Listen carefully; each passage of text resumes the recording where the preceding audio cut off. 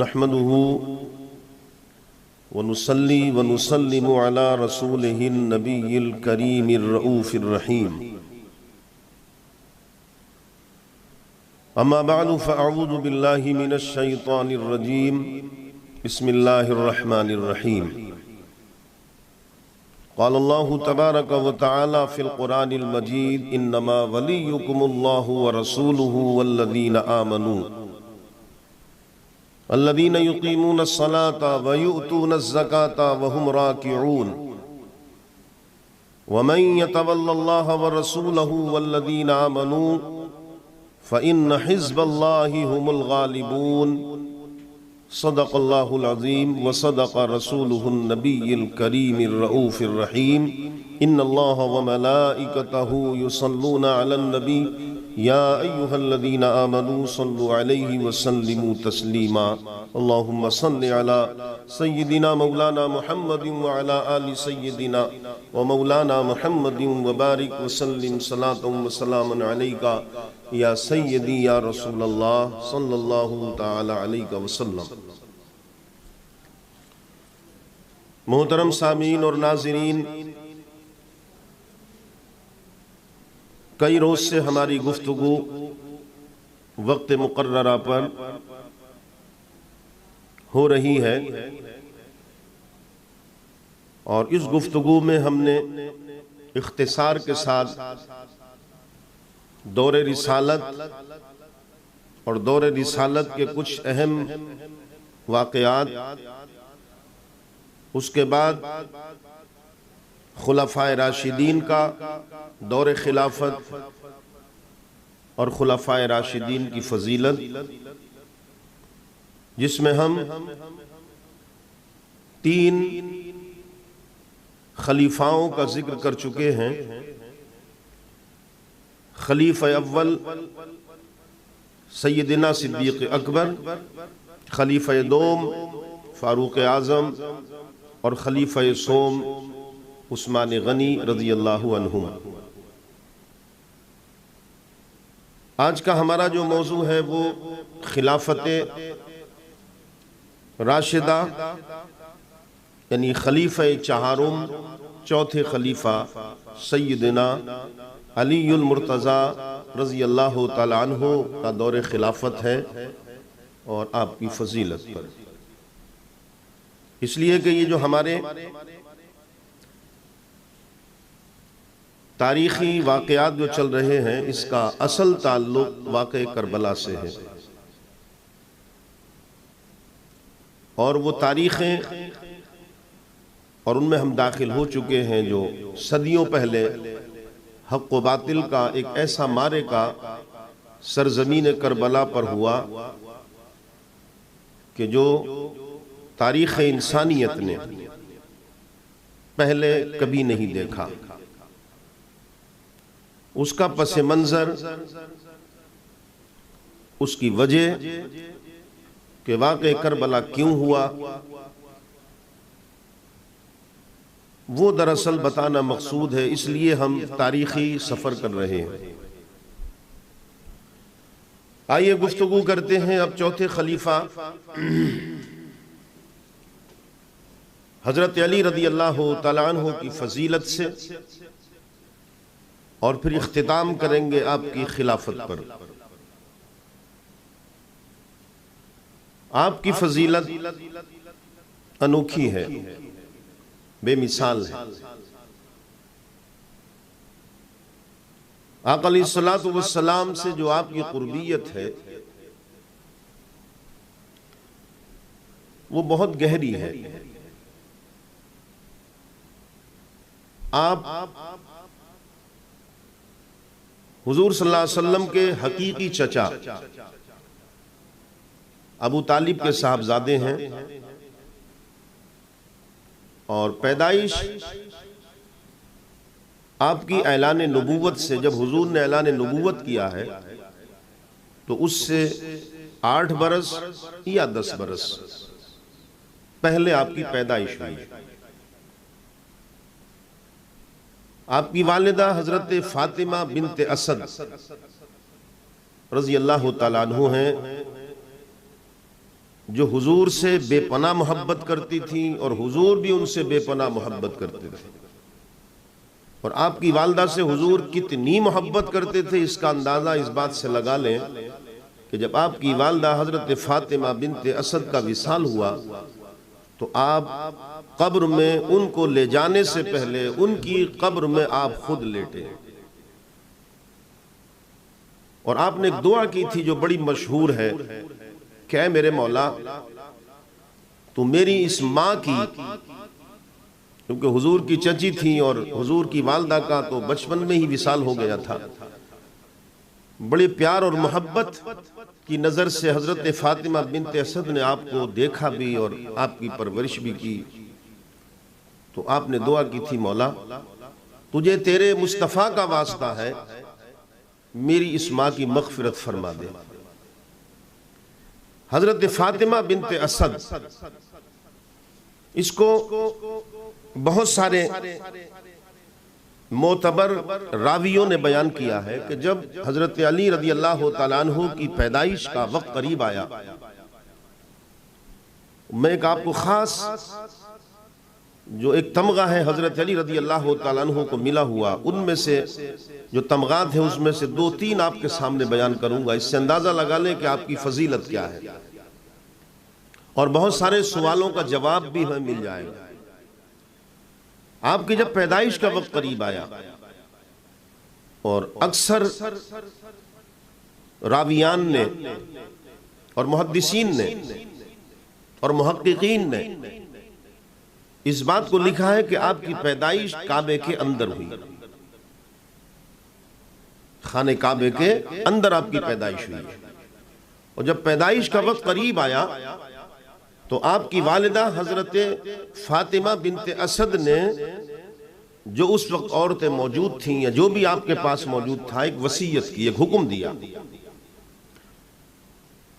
اور آپ نے فرمایا دیکھو جو بھی اولاد اللہ نے میری نصیب میں لکھی ہے، جو اولاد ہونے والی ہے مجھے، اتنا یاد رکھنا کہ جب وہ میرے بطن سے باہر آئے تو اسے سب سے پہلے اگر کسی کی گود نصیب ہو، کسی کے سینے سے چپٹنا نصیب ہو، کسی کے آغوش نصیب ہو تو پھر وہ گود ہو، وہ آغوش ہو، وہ سینہ ہو محمد مصطفیٰ صلی اللہ علیہ وسلم کا. یعنی میری اولاد کو پیدا ہونے کے بعد نہ میری گود میں دینا نہ کسی اور کی گود میں دینا، سب سے پہلے مصطفیٰ کی گود میں دینا. اور اس کو بڑی تفصیل کے ساتھ شاہ عبدالحق محدث دہلوی نے مدارج النبوہ جلد نمبر 1 میں لکھا ہے. اور جب آپ کی ولادت کا عین وقت آیا اور جب آپ پیدا ہوئے تو عین وقت آنے سے پہلے حضور صلی اللہ علیہ وسلم کو اطلاع دے دی گئی اور آپ بھی کھڑے ہو گئے باہر آن کر. جیسے ہی آپ کی پیدائش ہوئی تو پتہ چلا کہ عبد المطلب کو مبارکباد دی گئی کہ بیٹا آیا ہے، اور آقا علیہ السلام کو بلا کر حضرت علی رضی اللہ تعالیٰ عنہ کو حضور کی گود میں دیا گیا. اندازہ لگائیں، بچے پیدا ہوتے ہیں اور ہوتے رہیں گے. کوئی پیدا ہوتا ہے تو جب آنکھ کھولتا ہے تو ماں کو دیکھتا ہے. کوئی بچہ پیدا ہوتا ہے جب آنکھ کھولتا ہے تو باپ کو دیکھتا ہے. آنکھ کھولتا ہے تو دائی کو دیکھتا ہے، نرس کو دیکھتا ہے، ڈاکٹر کو دیکھتا ہے، وہاں لگے ہوئے بلبوں کی روشنی کو دیکھتا ہے، ٹیوب لائٹوں کو دیکھتا ہے، وہاں کی ٹائلز شدہ دیواروں کو دیکھتا ہے، وہاں کے پنکھوں کو دیکھتا ہے، وہاں کی اے سی کو دیکھتا ہے. میں قربان جائیں نصیب علی پر، قربان جائیں مقدر علی پر. اے علی مبارک ہو تم کو، تم نے جب آنکھ کھولی تو سب سے پہلے تمہاری آنکھ نے جو دیکھا وہ چہرہ مصطفیٰ دیکھا اور آقا علیہ السلام کے چہرے کا دیدار کیا آپ نے. اسی لیے آپ کو معلوم ہونا چاہیے کہ آقا علیہ السلام نے جب حضور صلی اللہ علیہ وسلم کا وصال کا وقت قریب آیا، آقا علیہ السلام کا جب آقا علیہ السلام کے وصال کا وقت قریب آیا تو آپ نے حضرت علی کو بلایا اور حضرت علی رضی اللہ تعالیٰ عنہ سے آپ نے فرمایا علی ہمارا جب وصال ہو جائے، ہمیں جب غسل دیا جائے علی غسل تم دینا، باقی تمہاری جو ہیلپ کریں کوئی پانی دے وہ الگ بات ہے، لیکن ہمارا غسل تم دینا۔ پوچھا یا رسول اللہ میرے لیے کیا خاص بات ہے؟ فرمایا علی اللہ کی عزت کی قسم، جو لینس تمہاری آنکھ میں ہے، جو دیکھنے کی صلاحیت تمہاری آنکھ میں ہے، وہ کسی اور کی آنکھ میں نہیں ہے۔ اگر تمہارے علاوہ ہمارا جسم اطہر بغیر کپڑے کے اگر برہنہ کوئی دیکھے گا تو وہ نابینا ہو جائے گا۔ علی یاد ہوگا جب تو پیدا ہوا تھا تو سب سے پہلے جو تو نے دیکھا تھا وہ میرا چہرہ دیکھا تھا، اسی دن سے لے کر آج تک تیری آنکھوں کے اندر اللہ نے وہ تاثیر پیدا کر دی ہے کہ مصطفیٰ کے جسم اطہر کو بغیر کپڑے کے اگر کوئی دیکھ سکتا ہے تو وہ علی تو دیکھ سکتا ہے۔ یہ آپ کی فضیلت ہے۔ اسی لیے آپ کی پیدائش کے بعد اور بہت کم عمر سے اپنے چچا کا بوجھ ہلکا کرنے کے لیے حضور نے حضرت علی رضی اللہ تعالیٰ عنہ کو اور ان کی پرورش کو اور ان کی دیکھ بھال کو اپنے ذمہ کرم میں لے لیا تھا اور حضور ہی کے پاس رہتے تھے۔ اور بہت سارے ایسے واقعے ہوئے کہ سینکڑوں مرتبہ کہ آقا علیہ السلام کے سینے اقدس پر حضرت علی سوئے ہیں۔ یہ وہ قربیت ہے اور وہ فضیلت ہے حضرت علی رضی اللہ تعالیٰ عنہ کی۔ اسی لیے یاد رکھے کہ جب حضور صلی اللہ علیہ وسلم نے ہجرت کی ہے اور دشمنوں نے جب گھر کو گھیرا تھا تو وہ شب ہجرت جو کہلاتی ہے اور قتل نبوت کی رات کہا جاتا ہے کہ جو آقا علیہ السلام کو شہید کرنے کے لیے برہنہ تلوار لے کر اور آقا علیہ السلام کے دولت قدے کا محاصرہ کیے ہوئے تھے، اس وقت آقا علیہ السلام نے حضرت علی سے فرمایا علی تم ہمارے بستر پر آرام کرو۔ وہ بستر کہ جس پر اپنا پر لگاتے ہوئے حضرت جبریل ڈرتے ہوں کہ کہیں بے ادبی نہ ہو جائے، وہ بستر مبارک کہ جس کی زیارت کے لیے فرشتے اترتے ہوں، حضرت علی سے فرمایا تم ہمارے بستر پر لیٹو اور یہ جو امانتیں ہیں ان امانتوں کو واپس کر کے اور تم مدینہ آ جانا، تمہاری ہماری ملاقات مدینے میں ہوگی۔ آقا علیہ السلام کے فرمان پر جو یقین کامل تھا اس کا اندازہ لگائیں آپ کہ جب ہجرت کر کے آپ مدینہ پہنچ گئے اور رہنے لگے تو ایک مرتبہ حضرت عبد الرحمن بن عوف نے پوچھا تھا علی ایک بات تو بتاؤ، جب تم ہجرت کی رات بستر رسول پر سوئے تھے تو تمہیں ڈر نہیں لگا تھا کہ کہیں دشمن حملہ نہ کر دیں اور تمہیں شہید نہ کر دیں؟ تو آپ نے فرمایا تھا ہاں تھوڑا خوف تو ہوا تھا، تھوڑا ڈر تو لگا تھا، مگر اسی وقت حضور نے جب فرمایا علی تمہاری ہماری ملاقات مدینے میں ہوگی تو وہ سارا خوف اور سارا ڈر اور ساری ہچکچاہٹ سب ختم ہو گئی اور یقین کامل تھا اس بات پر موت میرے پاس سے میری روح قبض کرنے کے ارادے سے نہیں گزر سکتی، اس لیے کہ مصطفیٰ نے فرمایا ہے مدینے میں ملاقات ہوگی، تو جب تک مصطفیٰ سے مل نہیں لوں گا اس وقت تک مجھے موت نہیں آئے گی۔ یہ آقا علیہ السلام کے فرمان پر یقین تھا آپ کو۔ اس لیے آئیے ایک تمغہ جو مصطفیٰ سے ملا اس تمغے پر ذکر کر لیں، اور وہ تمغہ کیا ہے کہ اس کو بہت سارے محدثین نے بیان کیا ہے۔ چند نام بتاتا ہوں میں آپ کو، ویسے تو بہت بڑی فہرست ہے۔ امام نسائی نے اس کو بیان کیا، ابن ماجہ نے اس کو بیان کیا، امام ترمذی نے بیان کیا، امام حاکم نے اس کو بیان کیا، امام احمد بن حنبل نے اس کو بیان کیا، امام عبد الرزاق جو استاد ہیں امام بخاری کے انہوں نے بیان کیا، اور تقریباً 150 محدثین ہیں جنہوں نے 146 صحابہ کرام کی روایت سے اس کو بیان کیا ہے۔ یہ اتنی مستند حدیث ہے۔ وہ حدیث کیا ہے؟ وہ کہتے ہیں کہ آقا علیہ السلام نے حج فرمایا 10 ہجری کو، جو سب جانتے ہیں۔ آپ حج کرنے کے بعد اور تمام مناسک کے حج سے فراغت حاصل کرنے کے بعد پھر مکہ سے مدینہ کی طرف واپس ہوئے۔ سفر مدینہ کی طرف رواں دواں تھا۔ کچھ فاصلے پر، ابھی مدینہ آیا نہیں ہے، اور مدینے سے کچھ دوری پر ایک جگہ قیام فرمایا آپ نے، ایک تالاب کے کنارے، جس تالاب کو غدیر خم کہا جاتا ہے۔ آپ نے وہاں قیام فرمایا، صحابہ کی تعداد موجود ہے، اور آقا علیہ السلام نے نماز ظہر ادا فرمائی، اور نماز ظہر ادا فرما کے فرمایا ذرا ممبر لگاؤ۔ حضور کے لیے ممبر لگایا گیا۔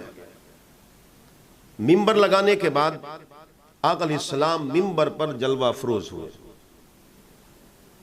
اللہ کی حمد و ثنا بیان کی، اور اللہ کی حمد و ثنا بیان کر کے صحابہ کرام سے مخاطب ہو کر سوال کیا۔ آقا علیہ السلام نے فرمایا لستم تعلمون انی اولی بالمؤمنین من انفسہم، اے میرے صحابہ کیا تم نہیں جانتے کہ میں ہر مومن کی جان کے قریب ہوں؟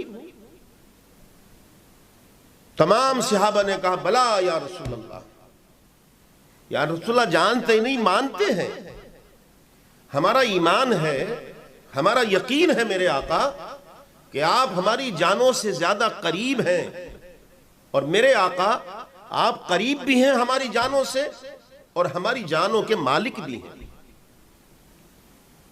میرے آقا آپ ہماری جانوں کے مالک بھی ہیں۔ اس کے بعد آقا علیہ السلام کا خطبہ جاری ہے۔ آقا علیہ السلام ادھر خطبہ دے رہے ہیں، صحابہ سن رہے ہیں، اور صحابہ کا مجمع ہے۔ مجمع میں سامنے حضرت علی کھڑے ہیں۔ آقا علیہ السلام نے دوران خطبہ ان کو اشارہ کیا، علی ادھر آؤ۔ حضرت علی وہاں سے چلتے ہوئے ادھر آ گئے بائیں طرف، پھر اشارہ کیا ادھر آؤ۔ حضرت علی ادھر آئے، اور جب ادھر آ گئے آقا علیہ السلام کا خطبہ جاری ہے، اور اس کے بعد میرے آقا نے حضرت علی کا ہاتھ کو اشارہ کیا، حضرت علی نے ہاتھ اٹھایا، ادھر حضرت علی نے ہاتھ اٹھایا، اور حضرت علی کا ہاتھ مصطفیٰ نے پکڑا، اور مصطفیٰ نے ہاتھ پکڑ کر دونوں ہاتھوں کو اٹھایا، اور اٹھا کر فرمایا من کنت مولاہ فہذا علی مولا، فرمایا جس کا میں مولا ہوں سن لو آج علی بھی اس کا مولا ہے، جس کا میں مولا ہوں اس کا علی بھی مولا ہے۔ یہ ہاتھ اٹھا کر میرے آقا نے حضرت علی رضی اللہ عنہ کی ولایت کا اعلان کر دیا، اور ایسا اعلان کیا، فرمایا سنو جو مجھ کو مولا مانتا ہے اس کے لیے لازم ہے اور ضروری ہے کہ وہ علی کو بھی مولا مانے۔ اور اس کے بعد میرے آقا نے دونوں ہاتھوں کو بلند کیا، اور اس کے بعد عرض کی مولا جو میرے علی کو ولی مانے تو بھی اس کا دوست ہو جا، جو میرے علی سے محبت کرے تو بھی اس سے محبت کر، جو میرے علی کا دشمن ہو میرے مولا تو بھی اس کا دشمن ہو جا۔ حضور یہ دعا کر رہے ہیں اور صحابہ کرام آمین کہہ رہے ہیں، صحابہ کرام آمین کہہ رہے ہیں۔ یہ من کنت مولا فہذا علی مولا، جس کا میں مولا اس کا علی بھی مولا ہے۔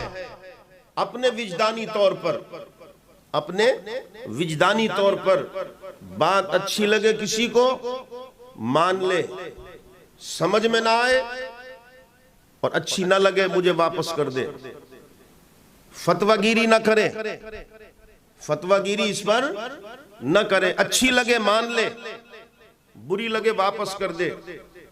میرا اپنا مشرب، اپنا عقیدہ سمجھا دوں، میرے آقا نے جو فرمایا من کنت مولا فہذا علی مولا، جس کا میں مولا اس کا علی بھی مولا۔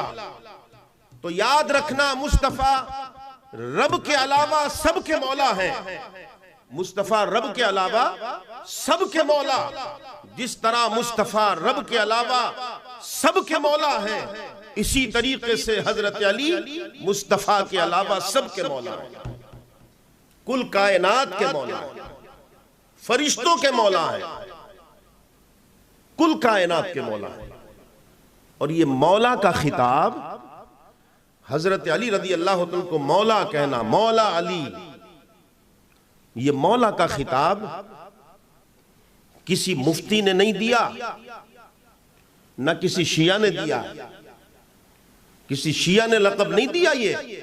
یہ ٹائٹل حضرت علی کو کسی شیعہ نے نہیں دیا ہے، یہ ٹائٹل، یہ لقب، یہ خطاب خود مصطفیٰ نے دیا ہے۔ اب جس کو فتویٰ لگانا ہے وہ مصطفیٰ پر لگائے کہ مولا علی کا خطاب کس نے دیا۔ آگے سنیں، آگے بتاتا ہوں آپ کو۔ اس کے بعد آقا علیہ السلام نے جب دعا کر دی کہ اے مولا جو میرے علی کو ولی مانے تو بھی اس کا دوست ہو جا، اے میرے پروردگار جو علی سے محبت کرے تو بھی اس سے محبت کر، اور اے میرے رب جو علی سے دشمنی رکھے تو بھی اس کا دشمن بن جا، تو بھی اس کا دشمن ہو جا۔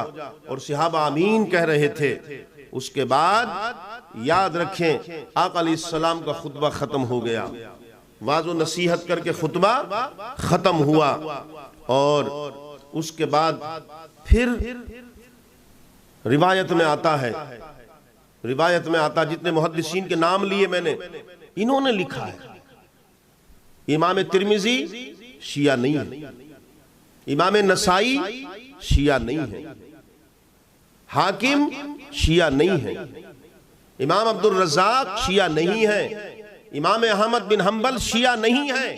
یہ جتنے محدثین کے میں نے نام لیے سب اہل سنت و جماعت ہیں۔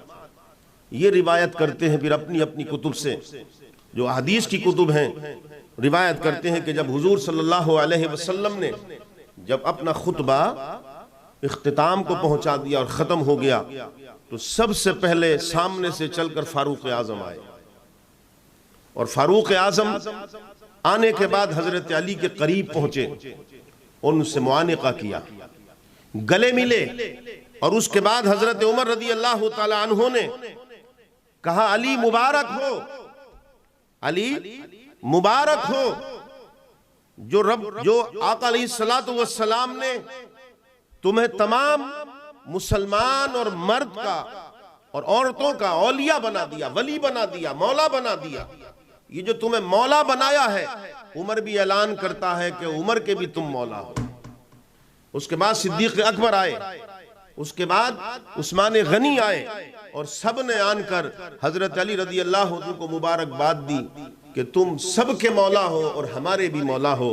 اور سارے صحابہ نے اس وقت وجدان کہتا ہے نعرہ لگایا ہوگا، اور وہ نعرہ ہوگا مولا علی، مولا علی، مولا علی۔ یہ آپ کو تمغہ ملا جو آقا علیہ السلام نے عطا کیا ہے۔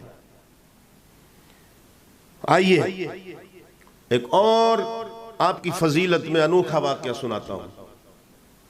آپ کی فضیلت میں بدقسمتی سے ہو یہ گیا، یہ بھی ایک سازش ہے خارجیوں کی، یہ بھی ایک سازش ہے خارجیوں کی۔ اگر ہم اہل بیت کی تعریف کر دیں تو کہ یہ شیعہ ہیں، حضرت علی کی تعریف کریں تو یہ شیعہ ہیں، حسنین کریمین کی تعریف کریں تو یہ شیعہ ہیں۔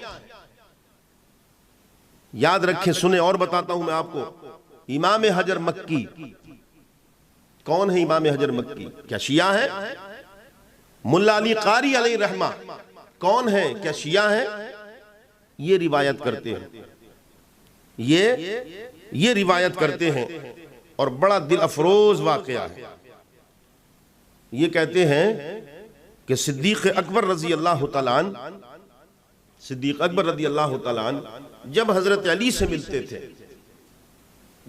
سے ملتے تھے تو اکثر بات کہیں کی بھی ہوتی ہو، گفتگو کوئی بھی چلتی ہو، مگر نظر حضرت علی کے چہرے پر رہتی تھی۔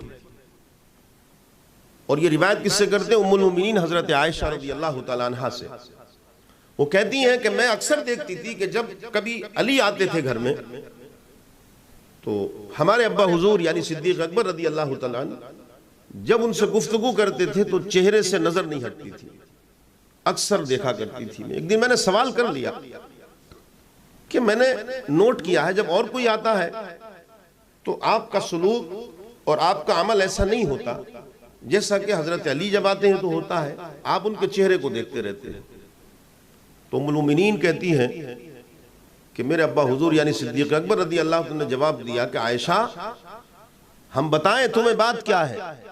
یہ آنکھیں گواہ ہیں اور یہ کان گواہ ہیں۔ ان آنکھوں نے دیکھا تھا اور کانوں نے سنا تھا۔ آقا علیہ السلام نے ایک دن فرمایا کہ سنو، میرا علی وہ ہے کہ جس کے چہرے کو دیکھنا عبادت ہے۔ میرے علی کے چہرے کو دیکھنا عبادت ہے، فضیلت بھی نہیں، عبادت ہے۔ کہا کہ میں علی کے چہرے کو دیکھ کر عبادت کرتا ہوں، میں عبادت کرتا ہوں۔ اور اس کو پھر امام نسائی ہو، سوائق المحرقہ والے ہو، امام کاشفی ہو، امام حاکم ہو، حافظ ابن کثیر ہو، کس کس کے نام بتاؤں میں آپ کو؟ پھر یہاں پر حضرت علی رضی اللہ تعالی عنہ کے متعلق جو یہ صدیق اکبر رضی اللہ عنہ کا عقیدہ ہے، اس کو لے کر ایک بات کہی ان کا، ہم حضرت علی رضی اللہ عنہ کے چہرے کو دیکھ تو نہیں سکتے، ہمیں چہرہ تو دیکھنے نہیں ملے گا، مگر آپ نے لکھا اور فرمایا کہ سنو، وجدان یہ کہتا ہے اور محبت علی کا تقاضا یہ ہے کہ اگر چہرہ دیکھنا عبادت ہے تو چہرہ تو دیکھنے نہیں ملے گا، مگر اللہ کی عزت کی قسم اگر چہرہ دیکھنا عبادت ہے تو علی کا ذکر کرنا بھی عبادت ہے۔ اس لیے انہوں نے کہا کہ ذکر علی کرنا فضیلت نہیں ہے، عبادت ہے۔ آخری آپ کی فضیلت کا ایک واقعہ اور دل افروز سنا دوں، جس سے پھر سارے شکوک و شبہات ختم ہو جائیں گے، سارے شکوک و شبہات۔ اور وہ واقعہ کیا ہے؟ اور اس واقعے کو سنیں، عظیم محدثین میں سے محدث امام قسطلانی اپنی مشہور کتب حدیث المواہب الدنیا میں، علامہ طبرانی نے، اور بڑی آسانی کے ساتھ آپ پڑھ بھی لیں اور سب جانتے بھی ہیں، شاہ عبد الحق محدث دہلوی نے اپنی مدارج النبوہ جلد نمبر 1 اور صفحہ نمبر 482 پر، 482 پر، جلد نمبر 1 صفحہ نمبر 482 پر مدارج النبوہ میں اس واقعے کو لکھا ہے۔ اور واقعہ کیا بیان کرتے ہیں، روایت کرتے ہیں اس کو، یہ راوی جو ہے اس واقعے کی، وہ راوی ہیں حضرت عمار ابن یاسر رضی اللہ تعالیٰ عنہ۔ وہ کہتے ہیں کہ ایک مرتبہ میں اور علی ہم دونوں حضور کے ہمراہ تھے، حضور اور دو ہم، چوتھا کوئی نہیں تھا۔ ایک باغ میں سے گزرے، حضور صلی اللہ علیہ وسلم وہاں بیٹھ گئے، ہم سے کہا بیٹھ جاؤ۔ جب بیٹھ گئے تو آقا علیہ السلام نے حضرت علی کو مخاطب کیا۔ اب ایویڈنس اور پروف دے چکا میں، امام قسطلانی کی مواہب الدنیا پڑھ لیں، علامہ طبرانی کی تبری پڑھ لیں، اور مدارج النبوہ شاہ عبد الحق محدث دہلوی کی پڑھ لیں، جلد نمبر 1 صفحہ نمبر 482، کہ آقا علیہ السلام جب بیٹھ گئے، حضرت عمار کہتے ہیں کہ میں بھی اور علی ہم دونوں بیٹھ گئے۔ حضور نے حضرت علی سے فرمایا، علی جانتے ہو دنیا میں سب سے بدبخت کون لوگ ہیں؟ سب سے جو بدبخت ہیں وہ کون لوگ ہیں؟ حضرت علی رضی اللہ تعالیٰ نے عرض کی، یا رسول اللہ صلی اللہ علیہ وسلم، اللہ عالم و رسول، اللہ اس کا رسول جانتے ہیں، میرے آقا مجھے تو پتہ نہیں۔ حضور نے فرمایا، علی سنو، جو سب سے بدبخت لوگ ہیں وہ دو لوگ ہیں۔ یا رسول اللہ کون ہے وہ؟ فرمایا، پہلا وہ شخص جو اس دنیا سے چلا گیا اور جس نے حضرت صالح علیہ السلام کی اونٹنی کی کونچیں کاٹی تھی اور اس کو شہید کیا تھا، وہ سب سے بڑا بدبخت ایک وہ ہے۔ اور دوسرا سب سے بڑا بدبخت جو ہے وہ ہوگا کہ جو تمہیں شہید کرے گا، علی، جو تمہارا خون بہائے گا، جو تم پر تلوار چلائے گا، جو تمہاری داڑھی کو خون آلود کرے گا۔ یہ دو شخص جو ہیں یہ دنیا کے یعنی پوری کائنات انسانیت میں سب سے بڑے بدبخت لوگ ہیں یہ. اور علی قیامت کے دن دونوں لوگوں کو دور سے پہچانا جائے گا اور ان کی پیشانیوں پر لکھا ہوگا کہ دیکھو یہ ہیں دنیا کے سب سے بڑے بدبخت لوگ. اس کے بعد آقا علیہ السلام نے، اب یہ پورا واقعہ، پھر آقا علیہ السلام نے دوسرا سوال کیا اور حضرت علی رضی اللہ تعالیٰ عنہ سے میرے آقا نے فرمایا علی ایک بات تو بتاؤ، تمہیں معلوم ہے قیامت کے دن اللہ رب العزت کو سب سے پہلے سجدہ کون کرے گا؟ حضرت علی رضی اللہ تعالیٰ عنہ نے کہا یا رسول اللہ اس کا رسول ہی جانتے ہیں، مجھے تو پتہ نہیں. تب آقا علیہ السلام نے اپنی زبان مبارک سے جو ارشاد فرمایا وہ سنیں اور اپنے دلوں کو محبت علی اور ادب علی سے اپنے دلوں کو منور اور مجلہ کریں اور اپنے سینوں کو کشادہ کریں، اور اگر سینے میں کسی کونے میں بھی اگر خارجیت کا ذرہ برابر بھی اگر شائبہ ہے تو اس کو کھرچ کر کے پھینکیں. یہ ہے حضرت علی رضی اللہ تعالیٰ عنہ کی شان کہ آقا علیہ السلام نے فرمایا علی تمہیں اگر پتہ نہیں کہ سب سے پہلے سجدہ کون کرے گا تو لو ہم بتاتے ہیں کہ میدان محشر میں سب سے پہلے رب کو سجدہ کون کرے گا. اور اس کے بعد آقا علیہ السلام نے فرمایا علی میدان محشر برپا ہوگا، آدم سے لے کر عیسیٰ تک سب پیغمبر ہوں گے، ابتدائی انسانیت سے لے کر انتہائی انسانیت تک سارے لوگ جمع ہو جائیں گے.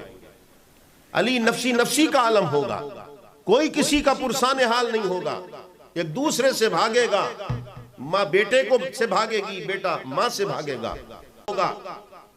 علی حال یہ ہوگا کہ سورج سویزے کے قریب آ جائے گا، پسینہ اتنا بہتا ہوگا کہ ایک سیلاب بن جائے گا، کوئی گھٹنوں تک، کسی کے ناف تک، کسی کے سینے تک، کسی کی ٹھوڑی تک، اور کوئی اس پسینے میں غوطے لگاتا ہوگا. اللہ رب العزت نظر رحمت نہیں فرمائے گا، کسی کی جرأت اور کسی کی ہمت نہیں ہوگی کہ جو رب سے کلام کر سکے. 300 برس تک لوگ کھڑے رہیں گے، 300 برس تک طے ہوگا کیا کریں. علی لوگ آپس میں مشورہ کریں گے، اگر کوئی کام نکال سکتا ہے، آج رب سے اگر کوئی بات کر سکتا ہے تو چلو آدم کے پاس چلیں، ہم سب کے باپ ہیں وہ، حضرت آدم کے پاس آئیں گے. آدم کہیں گے آج میری ہمت اور میری جرأت نہیں ہے کہ جو رب سے کلام کر سکوں، آؤ جاؤ کہیں اور چلے جاؤ. وہاں سے ہو کر نوح کے دروازے پر آئیں گے، وہاں سے بھی یہی جواب ملے گا. وہاں سے رخصت ہو کر ابراہیم کے دروازے پر آئیں گے، موسیٰ کے دروازے یکے بعد دیگرے سارے انبیاء اور رسول کی چوکھٹوں پر صدائیں لگا کر اپنا دکھنا سنا کر لوٹتے چلے آئیں گے. آخر میں حضرت عیسیٰ کے پاس آئیں گے. حضرت عیسیٰ بھی کہیں گے کہ آج رب سے کوئی کلام کر سکے یہ کسی کے بس کی بات نہیں ہے. جب وہاں سے مایوس لوٹنا شروع ہوں گے تو حضرت عیسیٰ کہیں گے ہاں ایک راستہ بتائے دیتا ہوں، ایک در، ایک چوکھٹ بتائے دیتا ہوں، جاؤ تمہاری بگڑی وہاں بنے گی. حضرت عیسیٰ کہیں گے کہ جاؤ اگر آج رب کے غضب سے اور رب کی ناراضگی سے اگر بچنا چاہتے ہو تو در مصطفیٰ پر چلے جاؤ، در مصطفیٰ پر چلے جاؤ، مصطفیٰ کی چوکھٹ پر پہنچو. آقا علیہ السلام نے فرمایا علی سارے لوگ میری چوکھٹ پر آئیں گے، میں کہوں گا ہاں انا لہا، اور میں پھر 70,000 فرشتوں کے جھرمٹ میں لواء الحمد لے کر اللہ کی حمد کا جھنڈا لے کر نکلوں گا. اے علی جانتے ہو وہ میرا لواء الحمد کتنا بڑا ہوگا، وہ جھنڈا کتنا بڑا ہوگا. حضرت علی نے کہا یا رسول اللہ بتا دیں. آقا علیہ السلام نے فرمایا کہ اس کی لمبائی، اس کا طول اتنا بڑا ہوگا کہ کوئی شخص اگر 1600 برس تک چلے گا تب اس کے طول کو پار کرے گا، تب اس کی لمبائی کو پار کرے گا. 1600 برس 1600 برس تک چلنے کے بعد اس لواء الحمد اس جھنڈے کے طول کو پار کرے گا۔ آقا علیہ السلام نے فرمایا اس جھنڈے کی جو پہلی سطر ہوگی اس پہ لکھا ہوگا بسم اللہ الرحمن الرحیم، دوسری سطر میں لکھا ہوگا الحمدللہ رب العالمین، اور تیسری سطر پہ لکھا ہوگا لا الہ الا اللہ محمد الرسول اللہ۔ اس جھنڈے کو اللہ سایہ عطا کرے گا، اور میرے اس جھنڈے کے سائے تلے آدم سے لے کر عیسیٰ تک ہر نبی اس جھنڈے کے سائے میں ہوں گے۔ اور اے علی میں اس جھنڈے کو لے کر کے نکلوں گا، میرے داہنی طرف حسن ہوگا اور بائیں طرف حسین ہوگا، اور اے علی مبارک ہو اس دن اللہ تجھے جنتی ایک لباس پہنائے گا۔ سبحان اللہ، یہ ہے شان علی، یہ ہے آقا علیہ السلام کی طرف سے ملا ہوا حضرت علی کو تمغہ۔ فرمایا علی میں تجھے مبارکباد دیتا ہوں، اللہ تجھے اس دن ایک جنتی لباس پہنائے گا، اور اے علی وہ جھنڈا میرے ہاتھ میں، داہنی طرف حسن اور بائیں طرف حسین، میں اللہ کے عرش کی طرف چلوں گا، میں اللہ کے عرش کی طرف چلوں گا۔ سامنے حضرت ابراہیم کھڑے ہوں گے، اور اے علی میں اللہ کے عرش کے نیچے خطبہ دینے کے لیے جب چلوں گا تو قسم اس رب کی جس نے حق کے ساتھ مجھے مبعوث فرمایا، قسم اس رب کی جس کے قبضے قدرت میں میری جان ہے، جب میں خطبہ دینے کے لیے عرش کے سائے کی طرف پڑھوں گا وہ جھنڈا علی تیرے ہاتھ میں دوں گا، وہ جھنڈا تیرے ہاتھ میں دوں گا۔ مبارک ہو، ایک جھنڈا علی کو قیامت کے دن ملے گا، اور ایک جھنڈا خیبر میں ملا تھا علی کو۔ جب وہ جھنڈا ملا تو خیبر فتح کیا، اور میدان محشر میں جب جھنڈا ملے گا تو آقا علیہ السلام کے گناہگار امتی حضرت علی رضی اللہ تعالیٰ عنہ کے ہاتھ میں جو وہ جھنڈا ہوگا اس جھنڈے کے سائے کے تلے جنت میں جائیں گے۔ حضرت علی رضی اللہ تعالیٰ عنہ سے فرمایا علی وہ جھنڈا تیرے ہاتھ میں دے کر اور میں پھر اللہ کے عرش کی طرف بڑھوں گا، اور وہاں جا کر اللہ کے حمد و ثنا بیان کروں گا، اور ایسی حمد و ثنا بیان کروں گا، ایسی حمد و ثنا بیان کروں گا کہ جو میرے رب نے میرا نام احمد رکھا ہے اس کا حق ادا کرنے کی کوشش کروں گا، اور اللہ کی حمد بیان کر کے پھر میں سجدہ کروں گا۔ ادھر میں سجدے میں پہنچوں گا، میرا رب کا جلال جمال میں بدل جائے گا، میرے رب کی ناراضگی راضی میں بدل جائے گی، اور میرا رب مجھ سے کہے گا ارفع رأسک یا محمد، اے میرے محبوب، اے محمد مصطفیٰ اپنا سر اٹھائیے، قل اپنے لبوں کو ہلائیے، کچھ کہیے آپ، تسمع قسم ہے اپنی عزت کی آج جو آپ کہیں گے میں سنوں گا۔ اور اس کے بعد آقا علیہ السلام نے فرمایا پھر میرا رب مجھ سے کہے گا سل یا محمد، اے میرے محبوب کچھ مانگ لیں، میرے محبوب آج جو مانگے، سل قسم ہے اپنی عزت کی، تعطی میں آپ کو عطا کروں گا آج۔ اس کے بعد آقا علیہ السلام نے فرمایا کہ میرا رب مجھ سے پھر کہے گا میرے محبوب یا محمد وشفع، اے میرے محبوب آج شفاعت کر لیجئے، آپ جس کی آپ شفاعت کریں گے میں آپ سے وعدہ کرتا ہوں تو شفاع ہر اس شخص کو اور ہر اس شخص کے حق میں آپ کی شفاعت کو قبول کروں گا۔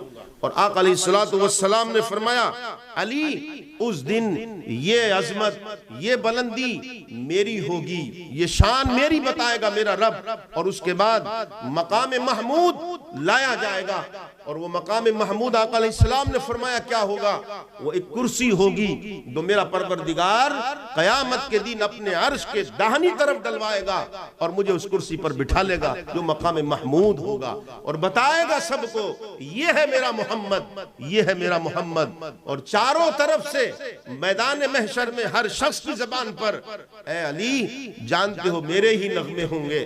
اور ایک روایت میں آتا ہے کہ آقا علیہ السلام نے فرمایا کہ رب مجھے مقام محمود عطا کر کے خود میری نعت پڑھے گا۔ سبحان اللہ، یہ ہے شان مصطفیٰ۔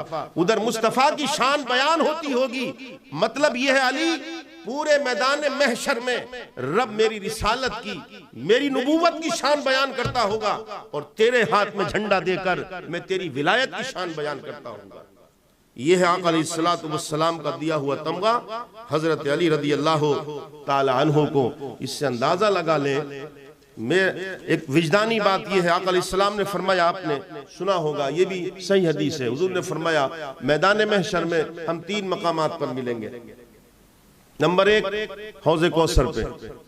پوچھا یا رسول اللہ وہاں نہ ملے؟ فرمایا میزان پر جہاں اعمال تولے جاتے ہوں گے. اس کے بعد فرمایا عرض کیا رسول اللہ وہاں بھی نہ ملے؟ تو فرمایا پل صراط پر اپنی امت کو میں پار کراتا ہوں گا. اب مجھے ایک بات بتائیں، پل صراط سے جب پار ہو گئے اور جنت میں جانا ہے تو سب رکے رہیں گے کہ تم جاؤ تم بھی رک جاؤ، ابھی آ رہے ہیں بعد میں جنت میں داخل ہونا؟ اس کو عقل بھی تسلیم نہیں کرتی اور سمجھ میں بھی نہیں آئے گی بات. اس طرف اگر غور کریں تو اس سوال کا حل ہو سکتا ہے.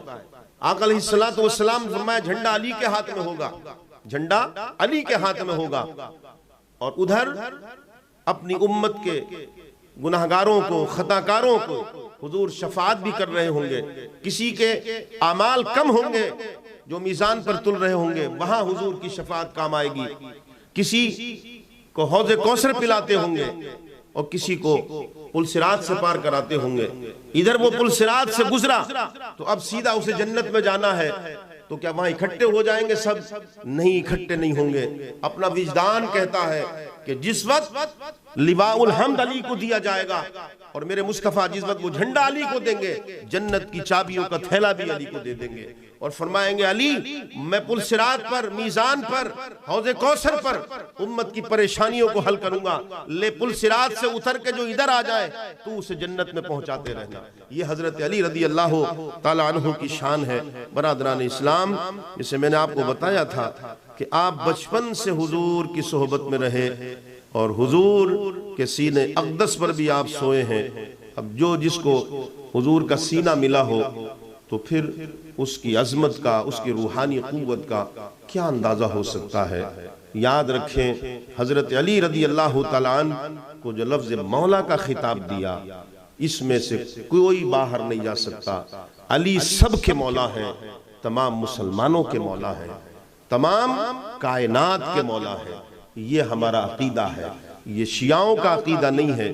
یہ شیعوں نے ہمیں نہیں بتایا ہے، بلکہ یہ مصطفیٰ نے عقیدہ دیا ہے اور مصطفیٰ نے ہمیں بتایا ہے.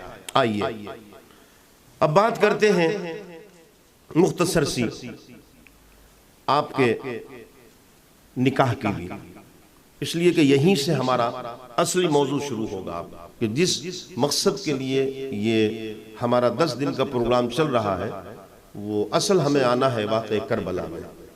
اور آقا علیہ الصلوۃ والسلام کے نواسے، خاص طور سے امام حسین رضی اللہ تعالیٰ عنہ اور آپ سے محبت کرنے والے اور آپ کے اہل بیت، جو ان کے اوپر بربریت برسائی گئی اور ان کے اوپر جو ظلم کے پہاڑ توڑے گئے، اس پر ہم تبصرہ اور گفتگو کریں گے. ابتدا میں تھوڑا یہ بھی سمجھ لیں کہ آقا علیہ الصلوۃ والسلام کی جو صاحبزادی ہیں، جن کو آقا علیہ الصلوۃ والسلام نے سیدۃ النساء فی الجنہ کہا ہے، تمام جنتی عورتوں کی سردار، وہ حضرت فاطمہ الزہرا رضی اللہ تعالی عنہا ہے. آقا علیہ الصلوۃ والسلام کی بارگاہ میں حضرت فاطمہ الزہرا رضی اللہ تعالی عنہا کے لیے بہت سارے نکاح کے پیغامات آتے تھے، لیکن آپ فرماتے تھے کہ میں فاطمہ کا نکاح اس سے کروں گا کہ جس کے لیے اللہ کا حکم آئے گا. ایک دن وہ وقت آ گیا. امام کاشفی اس کو بیان کرتے ہیں سوائق مارقہ میں بھی، اور بھی محدثین نے اپنی کتب میں بیان کی کہ ایک روز حضرت جبریل حاضر ہوئے اور کہا یا رسول اللہ صلی اللہ علیہ وسلم مبارک ہو، اللہ رب العزت نے تمام فرشتوں کے جلسوں میں تمام فرشتوں کو جمع کیا اور ان کے جلسے میں یا رسول اللہ فاطمہ کا نکاح حضرت علی سے کر دیا ہے اور تمام فرشتوں کو گواہ بنا دیا ہے، اور میرے آقا مجھے حکم دیا ہے کہ میرے محبوب سے کہہ دیں کہ میں نے تو آسمانوں پر فاطمہ اور علی کا نکاح کر دیا، لہٰذا تم زمین پر فاطمہ کا نکاح علی سے کر دو. آقا علیہ الصلوۃ والسلام نے جب یہ پیغام سنا تو پھر 2 ہجری میں، یہ 2 ہجری کا واقعہ ہے، 2 ہجری میں آقا علیہ الصلوۃ والسلام فاطمہ الزہرا رضی اللہ تعالیٰ عنہ کا نکاح حضرت علی المرتضیٰ رضی اللہ تعالیٰ عنہ سے کر دیا۔ اور یاد رکھیں حضرت علی رضی اللہ تعالیٰ عنہ اور حضرت فاطمہ الزہرا رضی اللہ تعالیٰ عنہ، ان دونوں سے جو اولاد ہوئی اور ان دونوں سے جو اولاد ہوئی ہیں، ان اولادوں کا جو نسلیں چل رہی ہیں ان کو سید کہتے ہیں۔ سید صرف انہیں کہتے ہیں۔ حضرت علی رضی اللہ تعالیٰ عنہ کا نکاح ہو گیا، اور شاہ عبدالحق محدث دہلوی اور دوسری کتب میں بھی آیا ہے کہ آپ نے 400 مسقال چاندی مہر مقرر کی، اور نکاح کے موقع پر آپ نے چھوارے تقسیم کیے، اور بلکہ روایت میں آتا ہے کہ ان کو یوں کر کے اچھال کر کے ان کو لٹا دیا لوگوں کے درمیان میں۔ نکاح ہو گیا، اور نکاح ہونے کے بعد پھر یہ جوڑی، اللہ اکبر کیا جوڑی ہے! ایک امام الاولیاء ہے، ایک شیر خدا ہے، ایک مولا ہے، ایک سیدۃ النساء فی الجنہ ہے، ایک فاطمۃ الزہرا ہے، ایک فاطمۃ الزہرا ہے۔ اللہ اکبر! یہ جب دو ملے تو پھر حسن اور حسین آئے، پھر حسن اور حسین آئے۔ الغرض یہ کہ نکاح کا بھی بڑا وجدانی واقعہ، ہر فضیلت حضرت فاطمہ الزہرا رضی اللہ تعالیٰ عنہ، کیونکہ ہمارے پاس وقت کم ہے اور ہمیں تاریخی سفر آگے بڑھانا ہے، اس لیے ہم بیان نہیں کر سکتے۔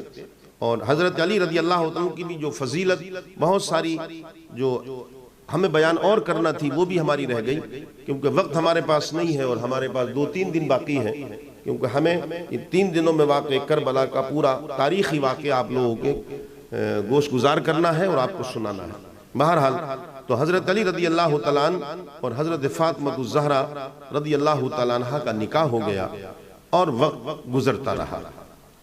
آئیے اب پھر اسی موضوع پر آتے ہیں کہ حضرت علی رضی اللہ تعالیٰ عنہ اب 35 ہجری میں، جیسے میں نے آپ کو بتایا تھا کہ 35 ہجری میں 18 ذی الحجہ کو حضرت عثمان غنی رضی اللہ تعالیٰ عنہ جو تیسرے خلیفہ ہیں مسلمانوں کے، ان کو شہید کر دیا بلوائیوں، اور مدینے میں شہید کیا، کسی اور جگہ نہیں، مدینے میں شہید کیا۔ یاد ہوگا آپ کو، سنا ہوگا کسی عالم دین سے، پڑھا ہوگا کسی کتاب میں، قاضی ایاز نے لکھا، جلال الدین سیوطی نے لکھا کہ ایک ہرن بھاگا ہوا آ رہا تھا، پیچھے اس کے چیتا تھا، وہ بھاگ رہا تھا، پیچھے چیتا تھا، بھاگتے بھاگتے چیتا بالکل قریب آ گیا اس کے، اور اگلے لمحے وہ جب مار کر اس کو پکڑنا چاہتا تھا، لیکن اچانک وہ رک گیا، وہ پیچھے ہٹ گیا، ہرن چلا گیا۔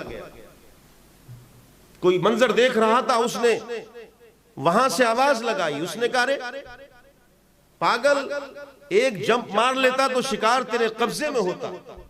قاضی ایاز لکھتے ہیں کہ اللہ نے اس درندے کو زبان عطا کی، اور اس نے پلٹ کر کہا نادان، شکار میرے قبضے میں تھا، تجھ سے زیادہ میں جانتا ہوں، شکار کرنا میرا کام ہے، تیرا کام نہیں ہے، تو خالی دیکھ رہا تھا، میں تو پریکٹیکل کرتا ہوں، میری تو غذا ہی یہ ہے، میرا تو کام ہی یہ ہے، میرا تو بزنس، میرا تو کاروبار ہی یہ ہے، مجھ سے زیادہ تجربہ تجھے نہیں ہے، مگر نادان ہے تو جو کہہ رہا ہے کہ میں پکڑ لیتا اسے، ہاں پکڑ لیتا، مگر تجھے معلوم ہونا چاہیے کہ جس وقت میں نے اس کے اوپر پکڑنے کے لیے اگلے پنجے مارے تو اس کے 2 پیر جو تھے وہ مدینے کی حد میں آ چکے تھے، اس کے 2 پیر اگلے مدینے کی حد میں تھے۔ میری غیرت نے تقاضا نہیں دیا، اور میں نے اپنے آپ سے کہا کہ بھوکا مر لے، مگر مصطفیٰ کے شہر مدینہ کی حد میں جس ہرن کے پیر آ چکے ہیں اس پر حملہ مت کر۔ یہ ہے شہر مدینہ، یہ ہے شہر مدینہ۔ اس شہر مدینہ میں ننگا ناچ ناچا گیا، بلوائیوں نے ناچا، اور اس کے بعد واقعہ کربلا میں سنیں گے آپ، یزید کی وکالت کرنے والوں،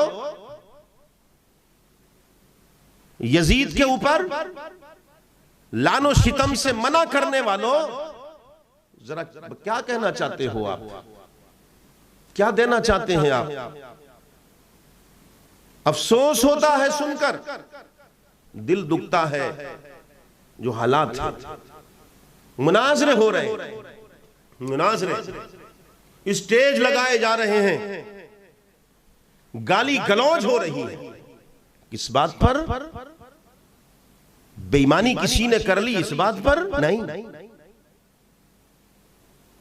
دھوکہ دے دیا اس بات پر نہیں، کس بات پر؟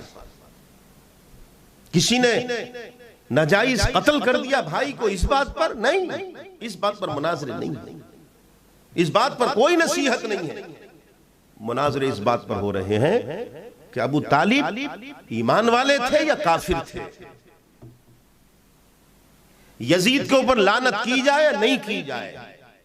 اگر کسی نے ابو طالب کو حضرت ابو طالب کہہ دیا تو اس کے لیے کفر کی بندوق تیار ہے اور کفر کی گولی مارنے کے لیے تیار ہے۔ اگر کسی نے یزید کو لعنت اللہ علیہ کہہ دیا تو اس کو دائرہ اسلام سے خارج کر دیا گیا۔ اللہ نہیں پوچھے گا قیامت میں آپ سے کہ ابو طالب کو کافر بنا کر کے آئے ہو یا مسلمان بنا کر کے آئے ہو۔ اللہ نہیں پوچھے گا آپ سے قیامت میں کہ یزید کو رحمت اللہ علیہ کہہ کر کے آئے، یہ کیا کہہ کر کے آئے۔ اللہ یہ پوچھے گا کہ دنیا سے جب آئے ہو تو یزیدی بن کر آئے ہو یا حسینی بن کر آئے ہو۔ سوال یہ ہوگا، حشر اس بنیاد پر ہوگا کہ یزیدی ہو یا حسینی ہو، یزیدی ہو یا حسینی ہو۔ میں تو اپنا مشرب بتا دوں آپ کو، میں بڑوں کے آگے نہیں جا سکتا، ابھی اتنی حیثیت نہیں ہے ہماری۔ ابو طالب کے بارے میں جو ہمارے بڑوں کا موقف ہے وہی ہمارا بھی ہے، وہی ہمارا بھی ہے، مگر ایک بات ضرور ہے، ابو طالب سے بڑھ کر بدبخت ابو لہب تھا۔ ابو طالب بھی سگے چچا ہے، ابو لہب بھی سگا چچا ہے۔ جس بخاری سے اور جس بخاری شریف سے ابو طالب کافر ہے اور اس کے حوالے سے کافر ہے، تو ابو طالب کا تو عمل یہ رہا کہ مصطفیٰ کے دائیں بائیں آگے پیچھے ان کی حمایت میں محبت میں چلے، آخری دم تک چلے۔ اور شیب ابی طالب میں رات کو جب سوتے تھے تو مصطفیٰ جہاں سوتے تھے وہاں علی کو سلاتے تھے۔ کسی نے ایک دن پوچھ لیا تھا کہ رات میں بستر کیوں بدل دیتے ہو، علی کا ادھر بچھا دیتے ہو اور مصطفیٰ کا ادھر بچھا دیتے ہو؟ تو جواب دیا تھا اس لیے بچھاتا ہوں کہ اگر دشمن کوئی حملہ کرے تو علی گردن علی کی کٹ جائے، میرے مصطفیٰ کی نہ کٹے۔ یہ ابو طالب کی محبت تھی مصطفیٰ سے۔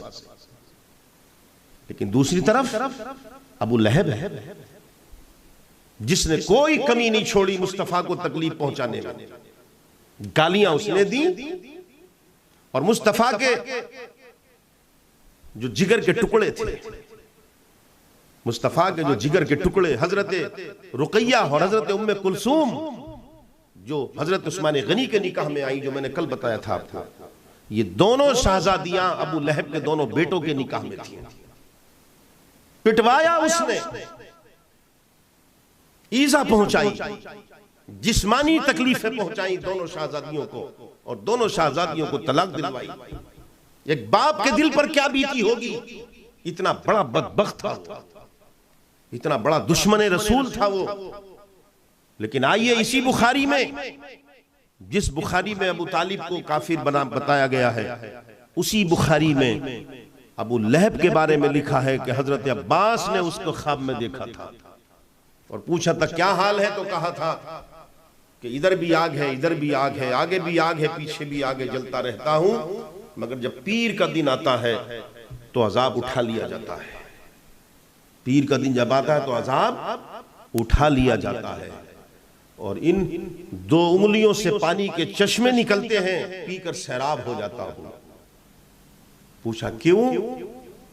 کہا صلہ ملا ہے اس بات کا کہ جب محمد مصطفیٰ اس دنیا میں تشریف لائے تھے اور جب میری باندی سویبہ نے مجھے خبر دی تھی کہ مبارک و بھتیجا آیا ہے، تو آپ کی آمد کی خوشی میں نے اس کو آزاد کر دیا تھا، اور اس آزادی کی خوشی میں ہر پیر کو عذاب اٹھتا ہے اور ہر پیر کو پانی پینے ملتا ہے ان انگلیوں سے۔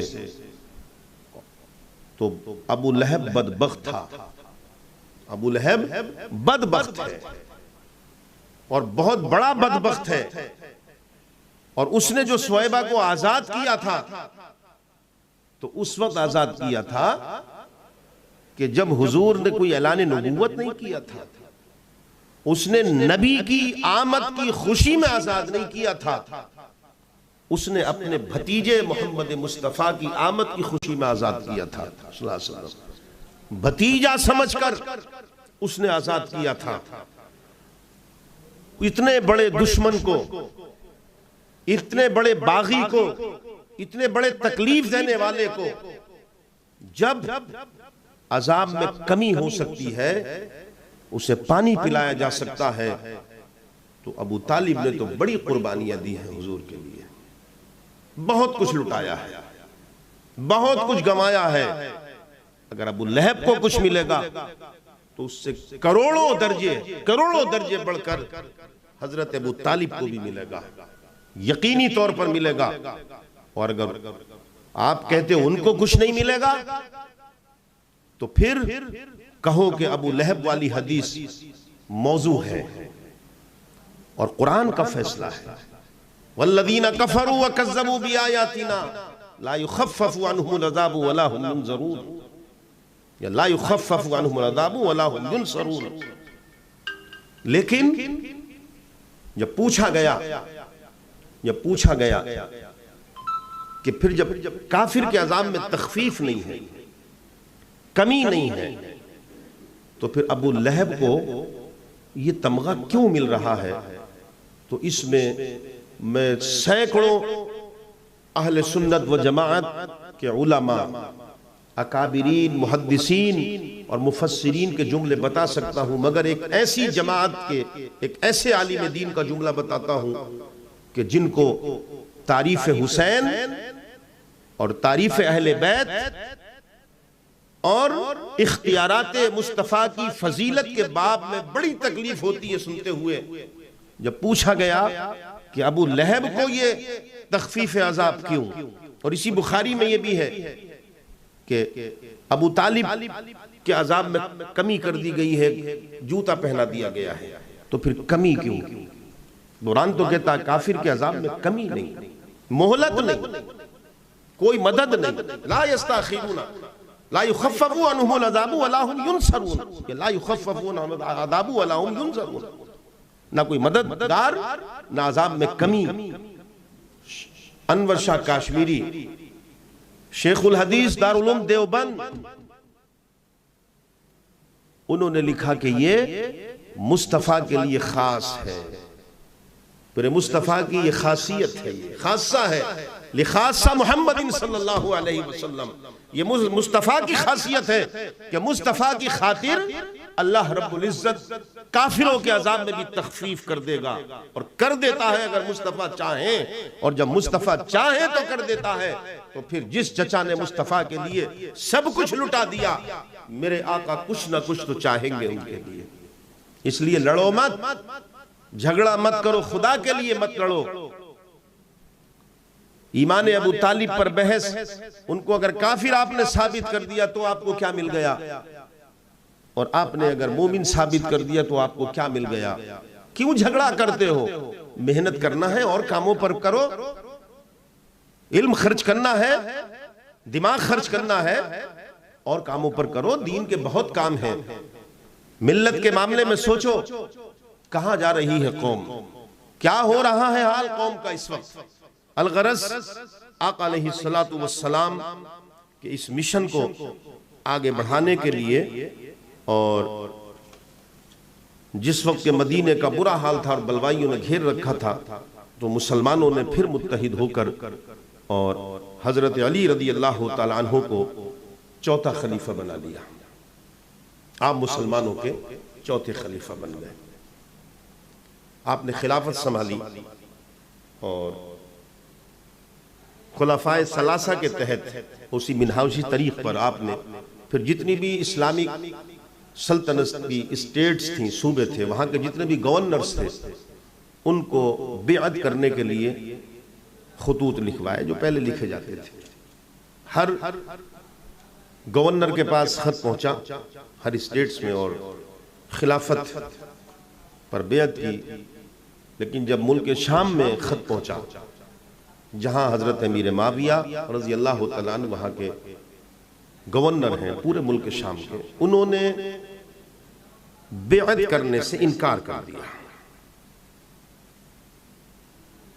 انہوں نے بیعت کرنے سے، یاد رکھیں، انکار کر دیا۔ انہوں نے انکار ہی نہیں کیا، صرف انکار کر دیتے تب بھی شاید کچھ مسئلے کا حل ہو جاتا۔ انہوں نے انکار ہی نہیں کیا، بلکہ انہوں نے اپنی خود مختاری کا اعلان کیا، آزاد حکومت کا اعلان کر دیا۔ انہوں نے اپنی آزاد حکومت کا اعلان کر دیا۔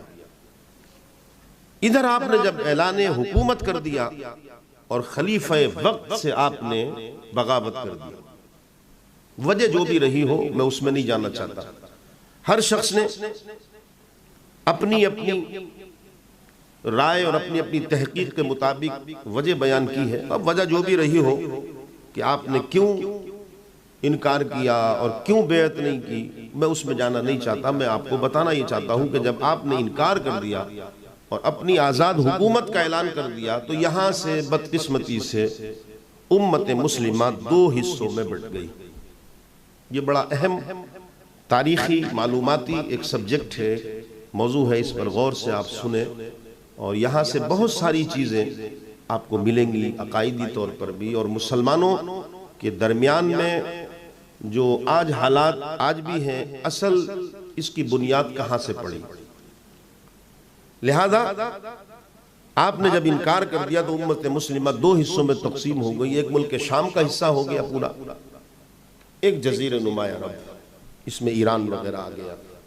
ملک شام کے پورے گورنر جو تھے وہ حضرت امیر معاویہ تھے، ان کی وہاں حکومت قائم ہو گئی اور خلافت راشدہ حضرت علی رضی اللہ تعالیٰ عنہ کی یہاں رہی۔ اور یہ بات یاد رکھیں کہ حضرت امیر معاویہ کی جو حکومت ہے وہ خلافت نہیں، آپ خود راشد ہیں، اس سے انکار نہیں کر سکتے۔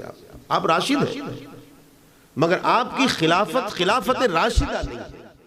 یہ قدم آپ کا غلط تھا، اس سے انکار نہیں کر سکتے آپ۔ حضرت علی رضی اللہ عنہ کی خلافت کی بیعت نہ کرنا، یہ آپ کا جو اقدام تھا، جو بھی آپ نے کیا، وجہ جو بھی رہی ہو، لیکن یہ آپ کا عمل درست نہیں ہے، اس لیے کہ خلافت راشدہ حضرت علی کی ہی ہے اور وہی خلیفہ راشد ہیں۔ امیر معاویہ خلیفہ راشد نہیں ہے۔ مگر اس سے نقصان یہ پہنچا، جیسے میں نے آپ کو بتایا کہ امت دو حصوں میں تقسیم ہو گئی، ملک شام اور جزیرہ نما عرب۔ لہذا اس چیز کا فائدہ دشمن کو بہت ملا، اور دشمن نے اس کا فائدہ اٹھا کر یہ کیا کہ اسلام کی زمین پر اس نے نفرت کے بیج اور بو دیے، اور امت کے اتحاد کو جو ایک مٹھی تھی امت، اس کو پارا پارا کر دیا۔ امت کے اندر انتشار اور پھیل گیا۔ سبائی گروپ آپ جانتے ہیں وہ پیچھے لگا ہوا تھا، جو حضرت عثمان غنی رضی اللہ تعالیٰ عنہ کی شہادت کا ذمہ دار تھا۔ اسے بھی موقع ملا، اس نے بھی طرح طرح سے چولے بدل کر اور پارٹیاں میں شامل ہو گیا، اور طرح طرح سے اپنی ریشہ دوانیاں اندرونی طور پر جاری رکھی، یہاں تک کہ 36 ہجری آ گئی۔ اب یہ 35 میں آپ خلیفہ بنے، سال بھر کا عرصہ گزرا ہے، اور یہی ریشہ دوانیوں کا، دشمنوں کا، یہود و نصارہ کا اندرونی طور پر جو سازشیں چل رہی تھی اس کو روکنا۔ الغرض یہ ہے کہ پھر آپ نے بھی ایک کام یہ کیا کہ جب زیادہ حالات خراب ہوئے تو آپ نے جو کیپٹل، جو دار السلطنت یعنی دار الخلافہ جو مدینہ منورہ تھا، تو حضرت علی رضی اللہ تعالیٰ نے وہ دار الخلافہ مدینہ سے کوفہ منتقل کر لیا۔ اب دار الخلافہ کوفہ ہو گیا آپ کا۔ ادھر آپ کوفہ آ گئے، ادھر سبائی گروپ وہ اور بھی جتنے بھی منافقین کی اندر جماعت تھی وہ سب متحد ہو کر انہوں نے نفرت کے جو بیج بونا شروع کیے، اس کا نتیجہ یہ نکلا کہ ام المومنین حضرت عائشہ صدیقہ رضی اللہ تعالی عنہ کو بھی انہوں نے میدان میں لے آئے، اور جس کا ایک عالمیہ یہ ہوا کہ ایک جنگ ہو گئی جس کو جنگ جمل کہتے ہیں، اس میں بہت سے مسلمان شہید ہو گئے، اور اس میں جنگ میں شہید ہونے والوں میں جو دو عظیم شخصیتیں تھیں وہ حضرت طلحہ اور حضرت زبیر رضی اللہ تعالیٰ عنہ جو عشرہ مبشرہ میں سے ہیں، ان کی بھی شہادت ہو گئی۔ وقت یہ بھی گزر گیا، 37 ہجری 36 کے بعد پھر 37 ہجری جب آئی تو 37 ہجری میں حضرت امیر معاویہ رضی اللہ تعالیٰ عنہ نے حضرت علی رضی اللہ تعالیٰ عنہ کی طرف خروج کیا، اور ایک بہت بڑا لشکر لے کر وہ روانہ ہو گئے۔ ایک مقام ہے مقام صفین، وہاں پر حضرت امیر معاویہ کا لشکر جب پہنچا تو ادھر حضرت علی رضی اللہ تعالیٰ عنہ کا لشکر بھی پہنچ گیا، اور دونوں لشکروں میں جنگ شروع ہو گئی جس کو جنگ صفین کہا جاتا ہے۔ بہت جانی نقصان ہوا مسلمانوں کا، بہت جانی نقصان ہوا۔ پھر میں آپ سے کہہ دوں کہ حضرت امیر معاویہ رضی اللہ تعالیٰ عنہ نے جو انکار کیا اور بیعت نہیں کی اور آزاد حکومت کا اعلان کیا، وجہ جو بھی رہی ہو، جو بھی وجہ رہی ہو، مگر ان کا یہ قدم بہت غلط تھا، بہت غلط تھا اور بہت غلط تھا۔ لہٰذا صحابی رسول ہیں، ادب اور احترام کا دامن پکڑے رہنا یہ ہماری ایمانی اور عقائدی بنیادی چیز ہے۔ یہ جو جنگ صفین ہوئی ہے اس میں ہزاروں کی تعداد میں مسلمان شہید ہوئے، صحابہ کرام شہید ہوئے، ہزاروں کی تعداد۔ بعض روایتوں میں کہ 70,000 آتا ہے کہ 70,000 مسلمانوں کی شہادت ہوئی ہے جنگ صفین میں۔ لیکن جب حضرت امیر معاویہ رضی اللہ تعالیٰ عنہ کی فوج جب شکست کھانے لگی تو حضرت امیر معاویہ رضی اللہ تعالیٰ عنہ نے حکم دیا کہ سیز فائر کرو۔ سیز فائر کا مطلب یعنی جنگ بند کر دو، اور وہ جنگ بند کرنے کے لیے آپ نے پھر حکم دیا کہ نیزوں پر قرآن اٹھا لو، اور نیزوں پر قرآن اٹھا کر اوپر لہراؤ تاکہ جنگ بند ہو جائے۔ جب نیزوں پر قرآن اٹھایا گیا تو حضرت علی رضی اللہ تعالیٰ عنہ نے جنگ بند کرنے کا اعلان کر دیا۔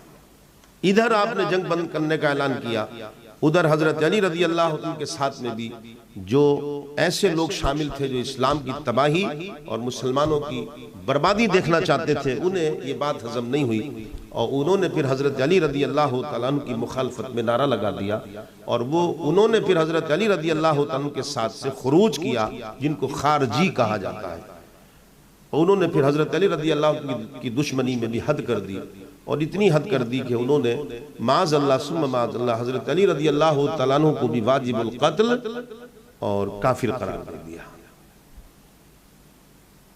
یہ 37 ہجری ہے، لیکن اس 37 ہجری میں یاد رکھیں امت مسلمہ میں پہلی بار 37 ہجری میں پہلی بار یہ بنیادی چیزیں بہت کام آئیں گی۔ 37 ہجری میں پہلی بار امت مسلمہ میں 4 جماعتیں بنی ہیں، 4 یہ 4 پارٹیاں بن گئی۔ ایک شیعان علی جو سیاسی ہمدردی کرنے والے، اس نے علی کی حمایت میں حضرت امیر معاویہ کی توہین کرنے میں، ان کو برا بھلا کہنے میں، ان کو گالیاں دینے میں کوئی کسر اٹھا کر کے نہیں رکھی، اور پھر یہ سلسلہ حضرت امیر معاویہ پر بھی انہوں نے ختم نہیں کیا، بلکہ یہ سلسلہ پھر بہت سارے صحابہ کرام کو انہوں نے اپنی لپیٹ میں لے لیا۔ دوسری پارٹی بنی معاویائی پارٹی جو بنی وہ بھی سیاسی حمایت کرنے والی تھی، اس نے حضرت علی رضی اللہ تعالیٰ عنہ کی شان میں کوئی کمی نہیں چھوڑی گستاخی کرنے میں۔ تیسری پارٹی بنی خارجی، اور یہ سب سے خطرناک اور امت اور مسلمان اور اسلام کے لیے سب سے بڑا خطرہ بنی، اور اس کے چیلے آج بھی ہیں اسی پارٹی کے۔ یہ خارجی پارٹی جو بنی تو یہ دونوں کی دشمن بنی۔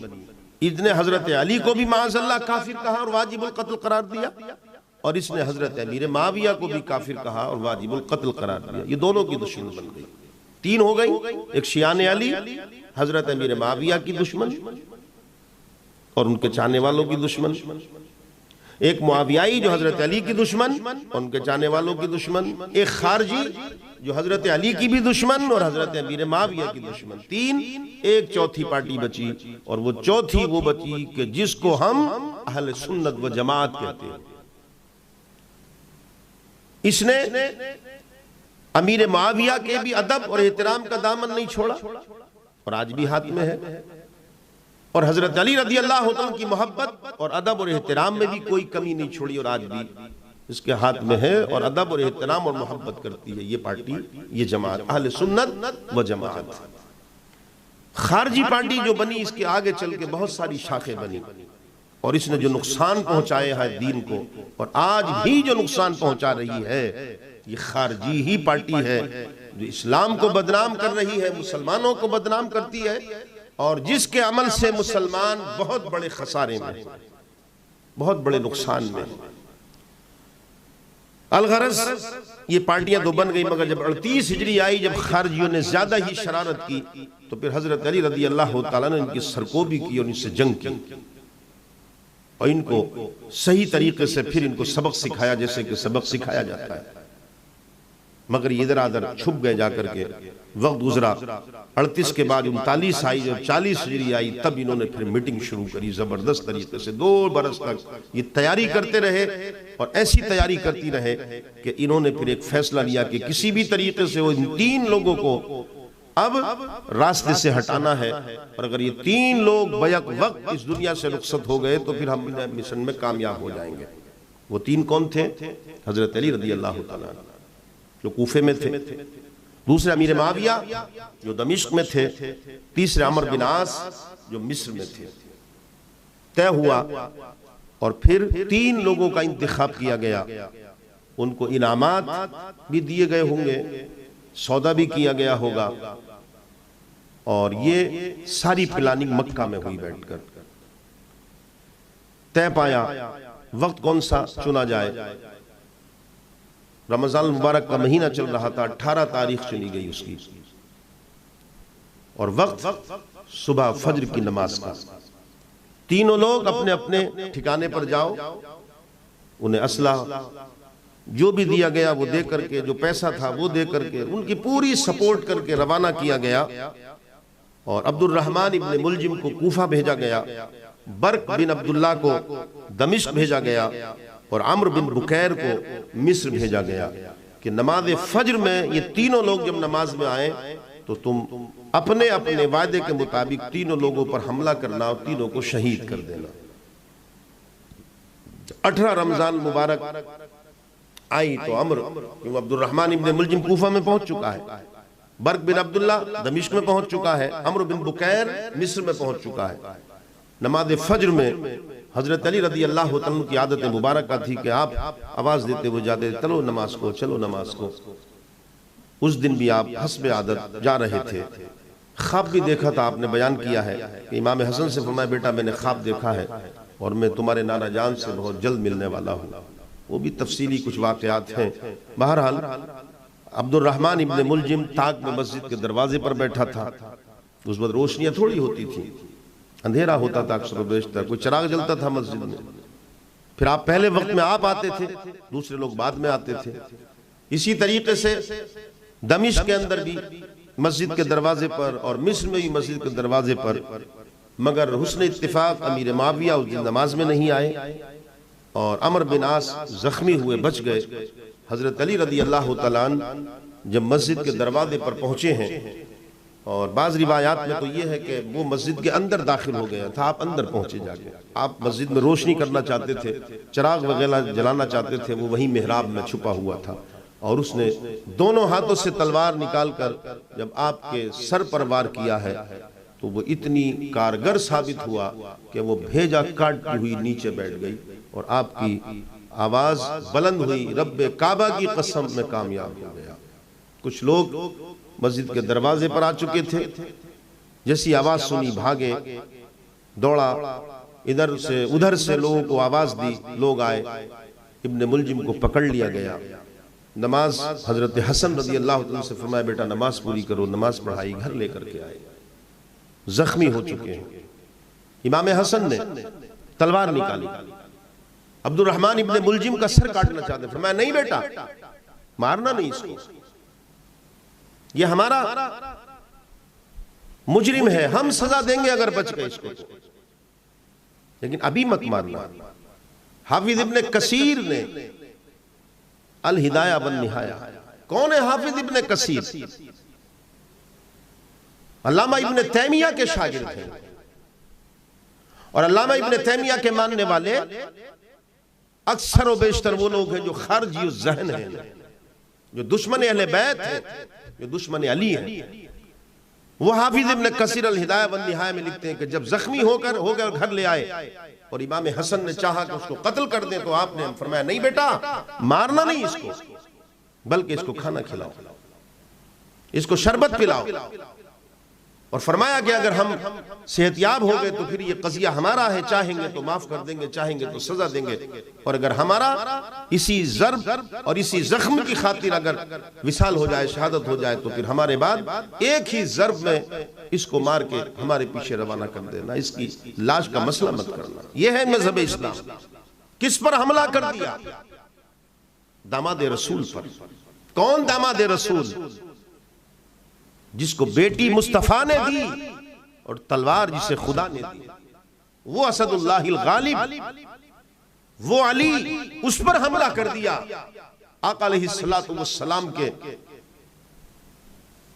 اس غلام پر کہ جس کو سینے پر مصطفیٰ نے لٹایا تھا۔ لہذا 2-3 دن آپ اسی میں رہے، اور 21 رمضان المبارک 40 ہجری میں آپ کی روح بھی قفس انصری سے پرواز کر گئی۔ یہ ہے تاریخ اسلام، اور آپ کی بھی شہادت ہو گئی۔ محترم حضرات، بہت سارے واقعات بڑے دل سوز اور بڑے عبرت ناک اور بڑے نصیحت آمیز واقعات تھے، وقت کی قلت کی وجہ سے وہ بیان نہیں ہو سکے۔ آپ کی شہادت ہو گئی۔ کل سے انشاءاللہ ہمارا موضوع خاص، اور اسی میں ہم داخل ہوں گے، جس کو ہم واقعہ کربلا کہتے ہیں۔ آپ کی شہادت کے بعد امام حسن کو خلیفہ بنایا، اور حضرت امام حسن رضی اللہ تعالیٰ عنہ نے 6 مہینے خلافت کے امور انجام دے کر اور اپنی خلافت سے دستبرداری کا اعلان کر دیا، اور حضرت امیر معاویہ رضی اللہ تعالیٰ عنہ پوری مملکت اسلامیہ کے حاکم بن گئے۔ خلیفۃ المسلمین نہیں، حاکم بن گئے۔ خلافت حکومت میں تبدیل ہو گئی، اور حضرت امیر معاویہ رضی اللہ تعالیٰ عنہ کا زمانہ پھر چلا۔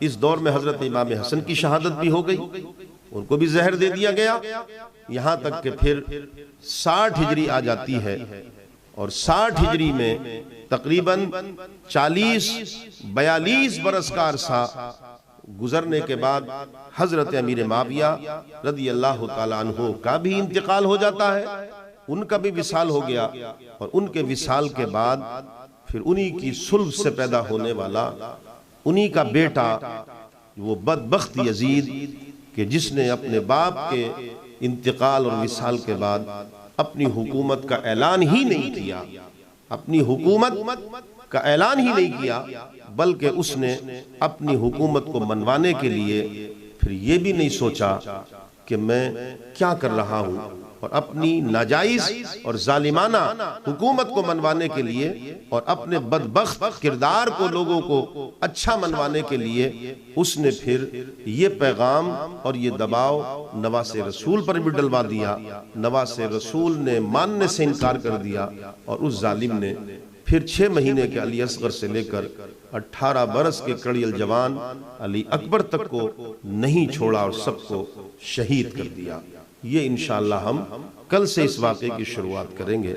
اللہ رب العزت ہم سب کو اعمال صالحہ کی توفیق عطا فرمائے، اور پروردگار عالم ہمارے اندر سے جو برائیاں ہیں ان کو ہم دور کرنے کی کوشش کریں، اور فضول باتوں سے یا ایسی باتوں سے جس سے اسلام کو اور مسلمانوں کو نقصان پہنچتا ہے، یا مسلمانوں کے اتحاد کو نقصان پہنچتا ہے، یا مسلمانوں کی تہذیب اور تمدن کا مذاق اڑایا جاتا ہے، ایسی باتوں سے گریز کریں۔ آمین وآخر دعوانا ان الحمدللہ رب العالمین۔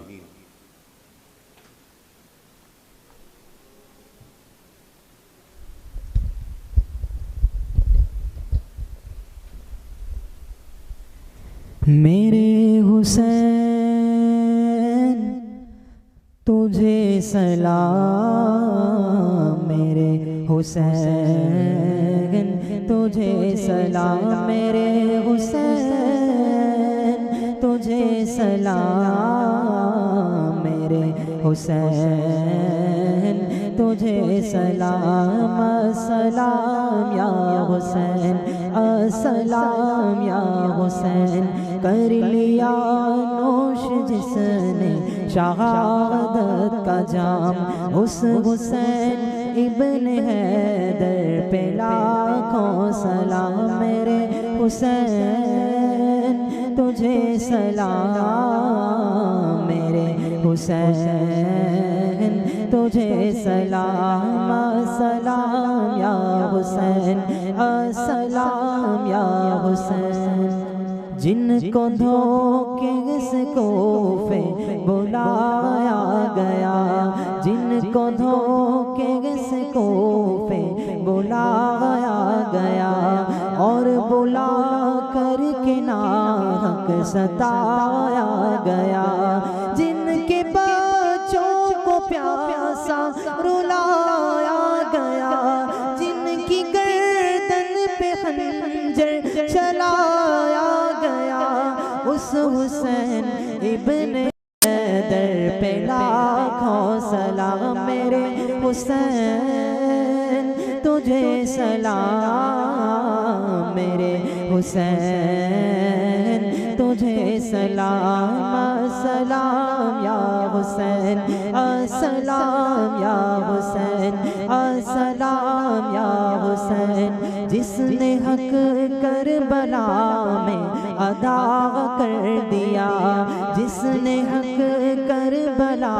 میں ادا کر دیا، اپنے نانا کا وعدہ وفا کر دیا، سب کچھ امت کی خاطر فدا کر دیا، گھر کا گھر سب سپرد خدا کر دیا، اس حسین ابن حیدر پہ لاکھوں سلام، میرے حسین تجھے سلام، میرے حسین تجھے سلام، یا نبی سلام علیکہ، یا رسول سلام علیکہ، یا حبیب سلام علیکہ، صلوات اللہ علیکہ۔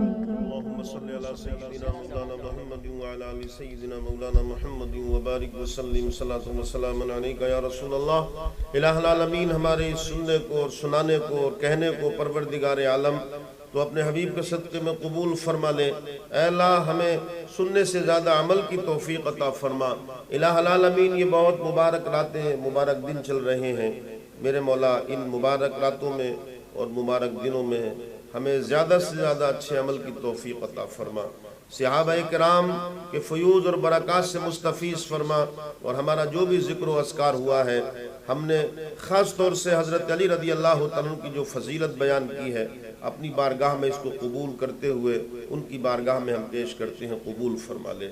اے اللہ ان کو فیوض اور برکات سے مستفیض فرما، اہل بیت کی محبت عطا فرما، اہل بیت کی محبت میں جئیں اور اہل بیت ہی کی محبت میں ہمارا خاتمہ فرمانا، یزیدیت سے خارجیت سے ہماری حفاظت فرمانا۔ پروردگار عالم تمام مسلمانوں کو عالم اسلام میں امن و امان قائم فرما، سب کی حفاظت فرما، ہمارے ہمارے شہر ممبئی اور ہمارے اس محلے میں بلکہ پورے ہمارے ملک پورے دیش کے اندر امن و امان قائم فرما، ہمارے دیش کو ترقی عطا فرما، ہمارے دیش کے اندر بھائی چارہ اور شانتی عطا فرما۔ ان اللہ و ملائکتہ یصلون علی النبی یا ایھا الذین آمنوا صلوا علیہ وسلموا تسلیما۔ اللہم صل علی محمد وعلی آل محمد وبارک وسلم۔ سبحان ربک رب العزۃ عما یصفون وسلام علی المرسلین۔